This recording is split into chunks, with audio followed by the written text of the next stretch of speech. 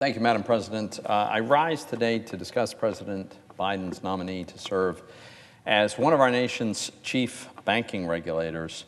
It was about a month ago, President Biden announced his intention to nominate Cornell University law professor Saleh Omarova to serve as comptroller of the currency. I was on the floor recently and I spoke about her nomination, and I noted at the time that she has been celebrated on the far left for promoting ideas that she herself has described as, and I quote, radical. It's one of the few things on which I agree with her. These are radical ideas. In fact, they are very radical ideas. And most disturbing about this, Madam President, is they demonstrate, these ideas of hers, a very clear aversion to America's free enterprise system at a very fundamental level, despite the fact that our free enterprise system has produced an incredible level of prosperity and standard of living. I have to say, I don't think I've ever seen a more radical choice for any regulatory spot in our federal government that I can think of than Professor Omarova. And let me be clear, that assessment is based on the things that Professor Omarova has written and said in her own words, often quite recently. So today I want to focus on just one of the radical ideas that she presented in great detail in a paper that she wrote in 2016, not exactly ancient history. This is her plan to have the federal government set wages and prices for large sectors of the U.S. economy. In fact, for the most important goods and services in our economy. Under her plan, the federal government would designate, and I quote, these are her words, quote, systemically important prices and indexes, end quote, or SIPIs. She creates an acronym for these things. She calls them SIPIs, for the Federal Reserve to regulate. So she details 5 different approaches, different ways that the government could regulate and take control over these prices of these systemically important goods. And it's all a terrible idea based on the completely erroneous premise that somehow the government knows what the price of these things should be. But among all of them, one that's maybe the most troubling is one that she describes here. And this is what Professor Omarova argues. She says, and I quote, "The final regulatory option we think worth considering is price maintenance, typically within some band, through OMOs," end quote. Now, OMO stands for Open Market Operations, and that is an operation that the Federal Reserve engages in.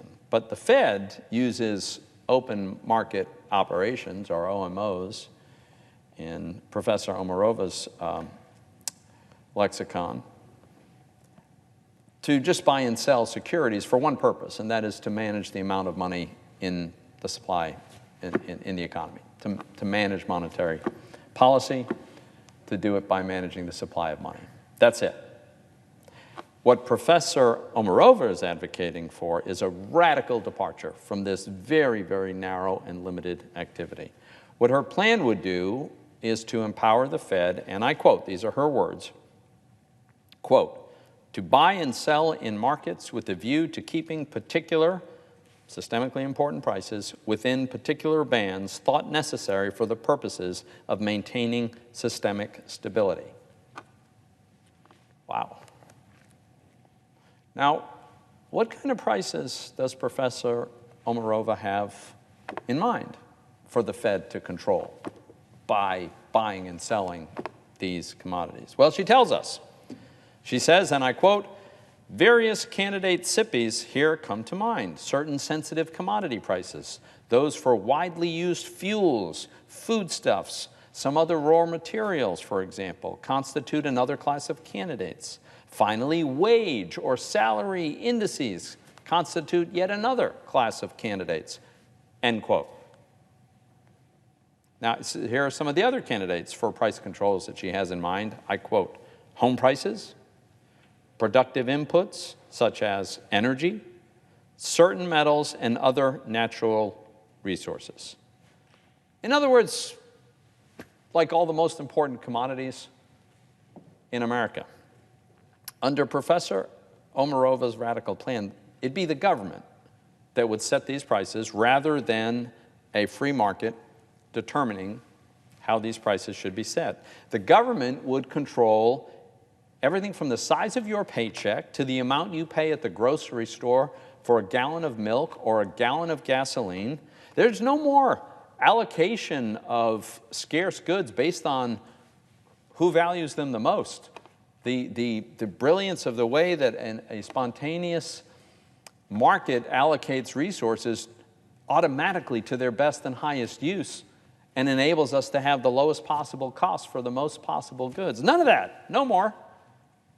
We'll have a committee, it's called the Fed Open Market Committee, and they will dictate the prices that we will pay and how the resources of America will be allocated.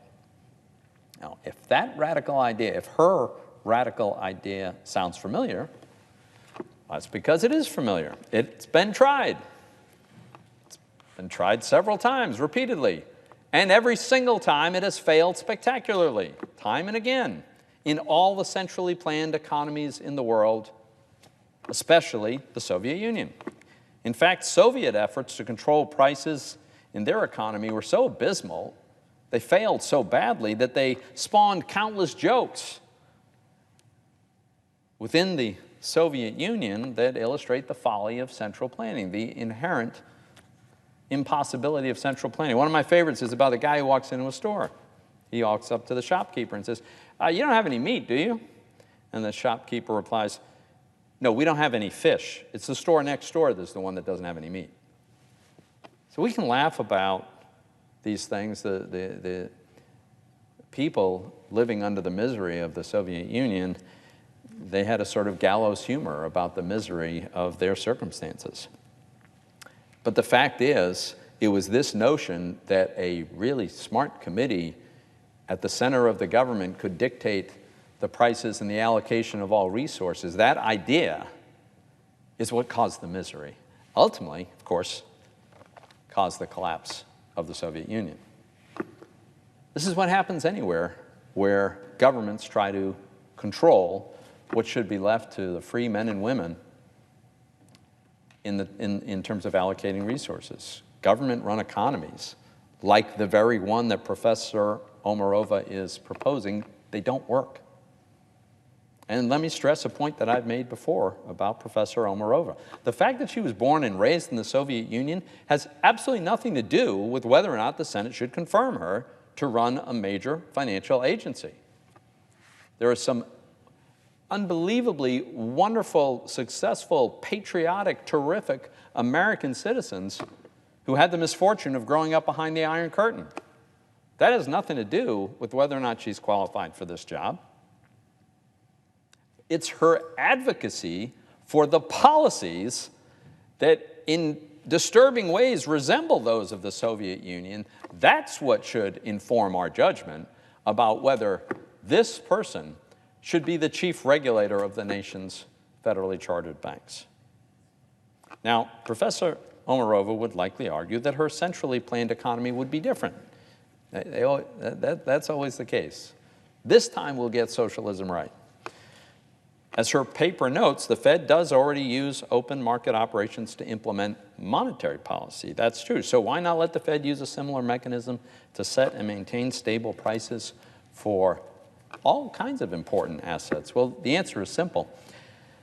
Making decisions about what individual, maybe dozens, maybe hundreds of individual assets across something as complex as an entire economy, what they should cost, how they should be allocated, that is an impossibly complex endeavor. There is no technocrat, no bureau, no committee, no agency. There is no entity that can figure that out.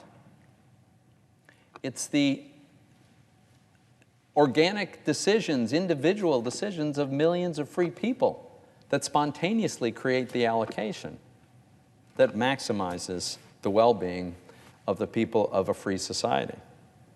And by the way, there's a pretty strong case to be made that the government doesn't do such a great job on monetary policy either. People that we have serious doubts about how well they set the price of a single thing, namely the US dollar, do we want them directly controlling the prices of everything? or at least everything that's important? I think not. So the more I read the radical ideas that Professor Omarova has advocated for, and the more I think about the damage this would do to our economy and our society, the more troubled I am by her nomination. And so, Madam President, I strongly urge President Biden to reconsider his nomination, his decision to nominate her.